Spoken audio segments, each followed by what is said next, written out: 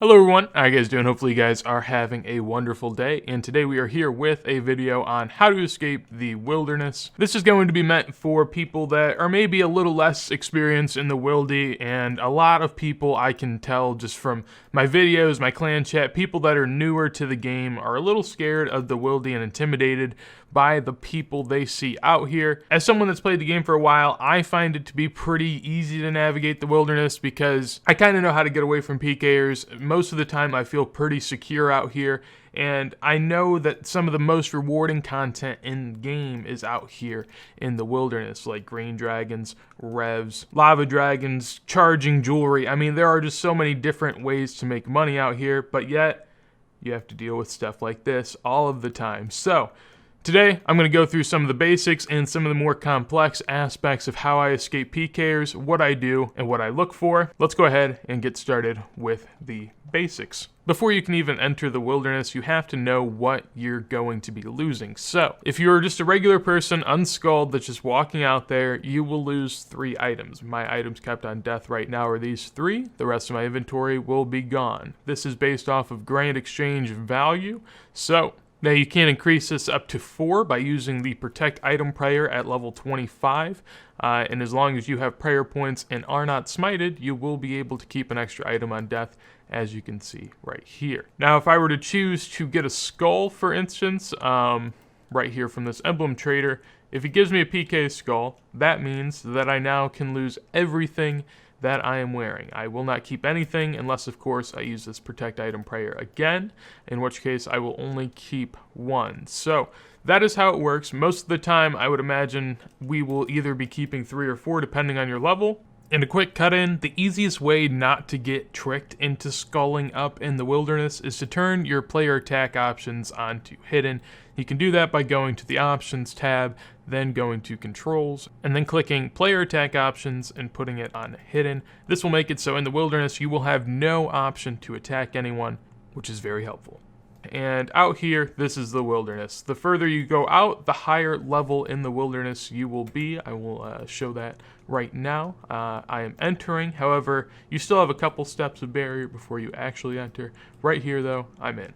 I'm at level 1, which means people my level can attack me, and people 1 level above and below me can attack me. Now, as I keep going out, we will get higher level wilderness, and you'll see the number keeps dropping. The reason it doesn't go up is because I'm almost max combat, so theoretically I could get attacked by level 129, but that doesn't exist. So, to know who you can get attacked by, just take your combat level, subtract and add the level of the wilderness you're in, and that's the range of which you can be attacked. So, obviously, this makes it that deep wilderness is a little bit more risky, while some of the stuff you'll be doing lower in the wilderness won't be all too risky.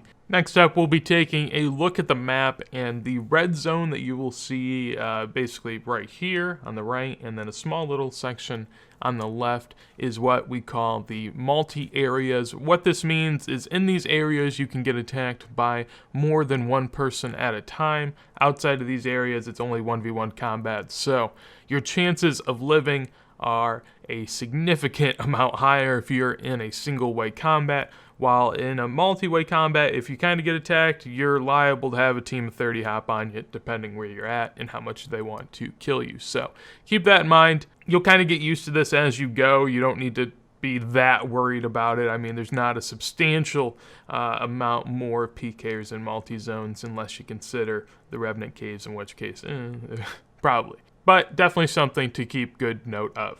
So now we're going to take a look at the wilderness map with hotspots mapped out that I just kind of put there that I think are some of the more actively PK'd spots, so you know if you're there, be on the lookout. We'll start from the bottom, the lower, the wildy. So the first one on the left is just a little green dragon spot, and we have 2 more of those up until about level 20 wilderness. So that's really where most of the PKing happens. We also have one of the wilderness chests that are down here, and the Chaos Temple as well is just kind of PK'd. So there are some other spots you'll find them, but those are the most active. Now moving north, we have the Spider, which is Venenatus. That's pretty active, especially if you're in the multi-spot. And then north of that, there's like a big line of stuff at about level 30 to 40 wilderness. So starting on the left, this is the Chaos Altar where bones are more efficient to use. So a lot of people like to hang out around there. There's Zami Wines as well. This is a burning amulet teleport spot, which is just kind of active since there's so much good stuff this far in the wildy. Revs are over here, and obviously inside the Rev Cave, most of that is a hotspot, as you could imagine. The Lava Dragon Isle is very actively PK'd and with clans as well, so not a lot of fun. Callisto over here, more towards the east, is pretty bad. I think Venonautus is definitely a better go than Callisto, but that's my opinion. Up here we have the Fountain of Rune where people charge glories, so that is actively PK'd. And then further out in the wildy, there isn't a ton of stuff out here that's that crazy, but I would imagine the big chest that has come out recently is going to be pretty active, and as well as the lever area right here. It's just kind of the way you get out this far, so that's where most of the activity is. As far as getting into the wilderness, typically what I will do is I'll use something like a burning amulet because that has a few teleports that can kind of separate you throughout the wilderness. In addition, you have also ancient spellbook teleports, but those are unlocked at higher levels. And you could also use something like a corporal beast telly to get out into the wilderness. So there are just lots of ways, and you'll figure that out as you go, depending on where you need to be. This is the RuneLite client, by the way, if you're wondering what client kind of shows you all of these teleports and what they use. But getting out of the wilderness is the harder part. So I will enter on out here now and tell you kind of the progression in which I see teleports as. Up at the top, this is kind of the worst option as far as bringing in teleport, and that is just bringing runes. The reason I don't like that is because, one, it takes up 3 inventory spots, and you also have to switch to your magic spellbook to then teleport. Time is essential in the wilderness, so sometimes the amount of time it could take you to do that may be the difference between living or dying. At level 21 Wilderness, you cannot teleport out with a regular spell like this. You have to get to level 20, and same goes for house tablets or teleports to anywhere, really. The teleports are nice because it's a one-click telly, so if I just click it, I go. I don't have to worry about switching to a spellbook, then clicking. However, this also I can only do at level 20 Wilderness. Now, a glory, while it isn't a one-click teleport, if it's on your person, it's not hard to switch here and get your teleport to wherever, and this will allow you to teleport up to level 30 Wilderness. So this gives you another 10 levels of protection where you can kind of hang out. And then the final, no doubt, best teleport is the Royal Seed Pod that you unlock after Monkey Madness 2. It's obviously a lot higher requirement, but this one is a one-click teleport out from up to level 30 Wilderness. So just the best of both worlds, and that's really what I would recommend as far as getting out of the wildy. So right now we'll be looking at 2 setups, the first one of which is a range setup for something like Green Dragons. The reason I'm using this example is because Green Dragons is a task where you can choose what you want to wear. Some wilderness things that you'll be doing may not be. So for Green Dragons, I would be wearing something that gives me a decent amount of range, offense if I'm using range, and good defenses all around. As you can see in the defensive bonuses here, I have decent melee defenses, a good range bonus, and a good mage bonus. This comes because I'm using both range and melee based armor and really mixing up what all I am trying to defend against. So I recommend this because a lot of PKers you'll run into won't be just using one style of attack, so to kind of protect yourself from everything is a good strategy. The same goes for this more melee-based setup that I'm using at a higher level Green Dragon Killer. Same thing kind of goes, really just looking to combine all of the defenses into one while also not bringing too many items that are worth too much value to me. In both of these setups, I'm risking under 100k, and in the first setup, I'm risking like 30k, and most of that is in bolts. Now for the inventory, I'll be assuming we're not doing Green Dragons because with Green Dragons, you're going to be banking a lot, and this inventory isn't really made for that. This is more of a sustainable, stay out in the wildy type of inventory. So, for example, most of the time I'm doing something like Wilderness Slayer or a boss, for example. So here I have a couple combat boosting potions which are going to help me, along with a looting bag that you can place loot into while you're in the wilderness and only in the wilderness. In addition to that, I have an Amulet of Glory. Sometimes you can wear that on your person depending on which kind of gear you're going with. I'm bringing a stamina potion which helps you run in the wilderness and maybe get away from a PKer, an antidote in case I'm getting poisoned, and some super restores both for maybe whatever kind of prayer you're using in the wilderness. Super restores both restore your prayer and stats, and I brought a lot of them because most things you're going to be doing in the wilderness involve them. If you're not doing something that you need prayer for, maybe drop 5 of them, bring 4 restores, and just bring some more food like sharks or whatever the highest healing food that you can afford is. Ceridome and brews are really good because, as you can see on the stats down there, you get plus 16 HP every time you drink it, and there are 4 doses. So that is way more HP than you're going to get out of something than like a shark, for instance. But as you can see in the stats down there again, it does negate kind of your DPS and your levels in general, so you do have to restore them because even though it may not be bad that your attack and strength is low if you don't plan on attacking back, your mage defense is based on your mage level. So if you're just, sipping these to shreds, say maybe I already drank a full potion because I've been getting attacked, for instance, then my mage level is already down from 99 to 61, and that is very significant. So you drink Cerebrews to restores at a 3-to-1 ratio. See how I drank 4 and then 1 dose, and I'm not fully restored. If I drink another, I'll be fine. That's why you gotta bring some restores and some brews. Maybe not at the same ratio, but it depends what you're kind of doing in the wildy. Choice of food is also important because of combination food. Typically in a game tick you can only eat 1 food. See how I try to spam sharks? I can only do it so fast. However, when combining a shark or a lobster, for example, with a Ceridome and brew, I can eat them both in the same tick. As you saw, they both went at the same time, and I would heal both the shark and the brew worth of HP. Now, in addition to that, there is a cooked Karambwan, which is a even better one, which can make this a 3-way tick eat. And then you can even get 3 in 1 game tick if you're quick enough, which I'm really not. Oh, there we go, did it.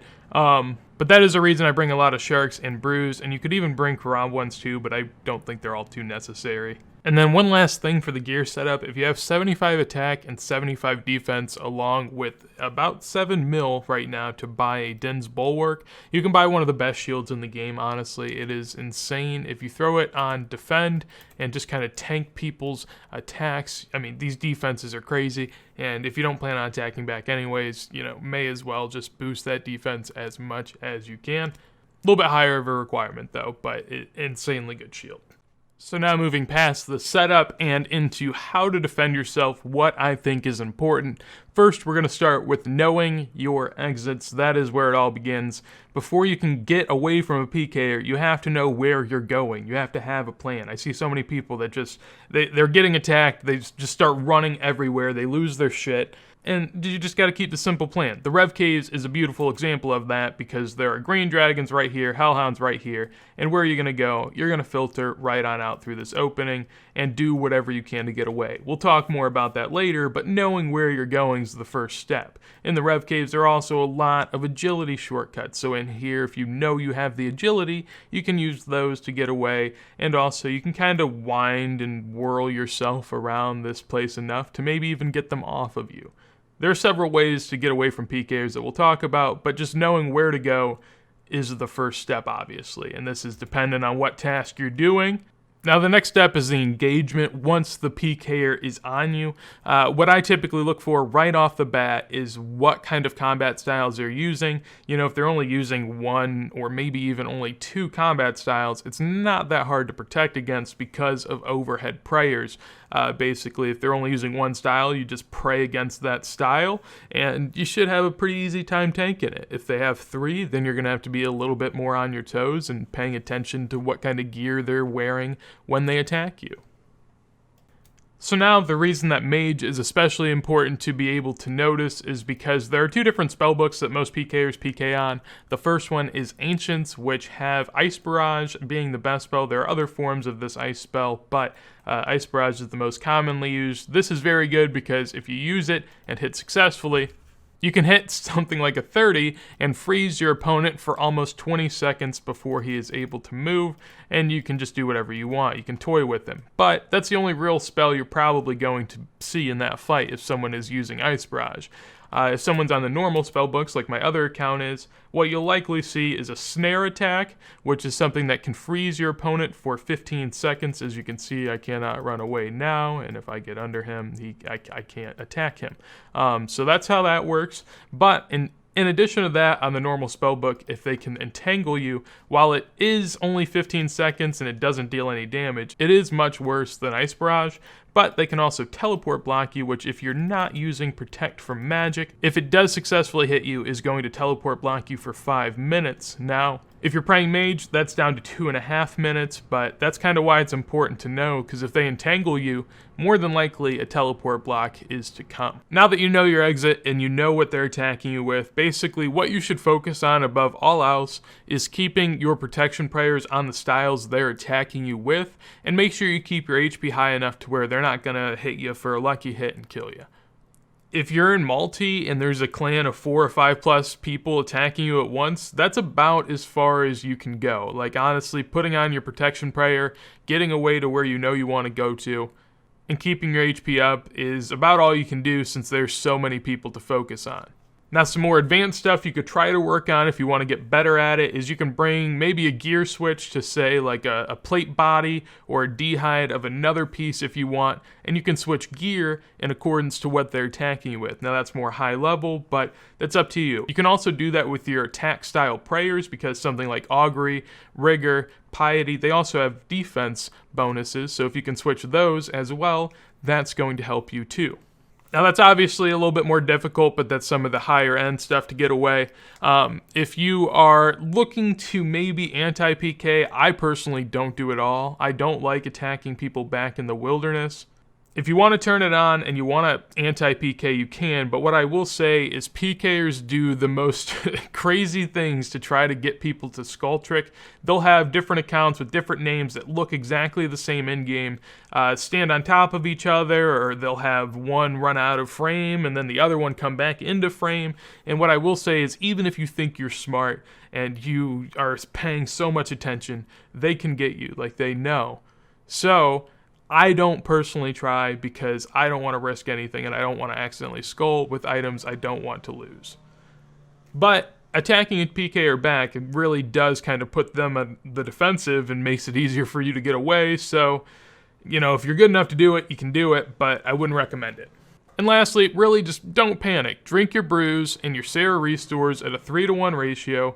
Just keep calm. Know that if you die, you didn't bring anything too much to where if you die, you're gonna, be that mad. Like, you shouldn't be going out in the wilderness with what is a big risk for you, because that doesn't make any sense. You can come out here with way less and still get a lot done. So don't worry too much. Just keep calm and make sure you're just paying attention to what they're doing and countering their moves accordingly.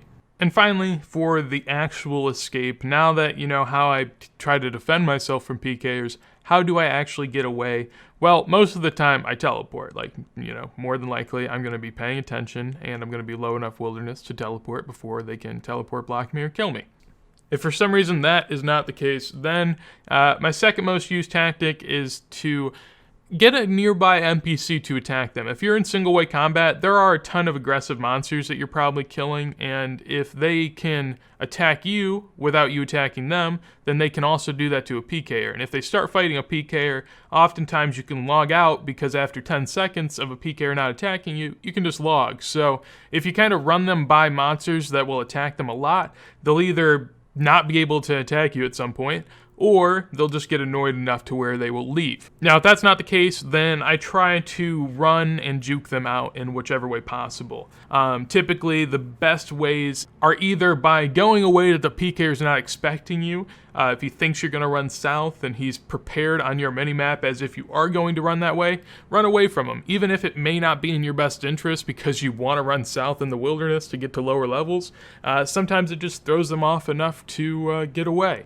In addition to that, running through highly congested areas, whether that be trees, maybe some ruins, whatever, just so that they can maybe get stuck on an item and allow you to get space from them. Rev Caves is a really good example of the next one, because at the north and south end of the cave there are entrances, and just hopping in and out of those a lot can be annoying to a PKer, because he'll have to do the same while also attacking you, and if he doesn't successfully keep up with you, at some point you can just run away because he might not be where you are. So juking people using doors or stairs or entrances is a really good idea as well. And honestly, if none of those are working, you're probably dead, or you can just try to tank out long enough to get a teleport off in case you've maybe been teleport blocked. And if you're somewhere where you can't teleport and none of that's working, may just be a good learning lesson for you. I love how damn goofy you look when you're running around with this thing. It's nuts. With that said, though, that is going to be it for today's video on how to escape the wildy. Hopefully you guys did enjoy it. If you did, make sure to leave a like. If there's anything you want to tell me or any videos you want to see from me, let me know in a comment down below. And if you want to see these videos as soon as they go live, make sure to subscribe and hit the bell. I know it's weird to say, but YouTube is literally a fucked system. Like, imagine not getting subscriptions just because YouTube decides that you don't want them. Like, you want them, right? Or maybe I mean... I'd assume so. But with that said, hopefully you guys do have a wonderful day, and see ya.